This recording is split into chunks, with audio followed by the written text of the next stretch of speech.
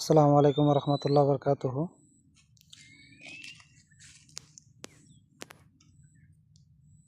কাঁঠাল কি জায়গার মধ্যে ধরছে দেখেন, এখানে তিনটা, এই যে যে একটা আছে, তিনটা কাঁঠাল, এদিকে আছে দুইটা,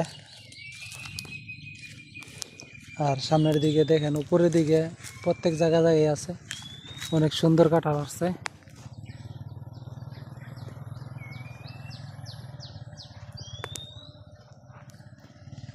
টাকাটা গাছে আসছে, এই দেখেন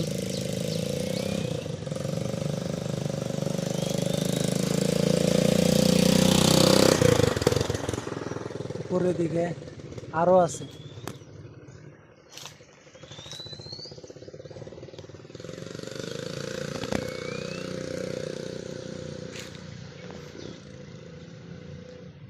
কাঁঠাল এর মধ্যে অনবরত আছে সবসময়।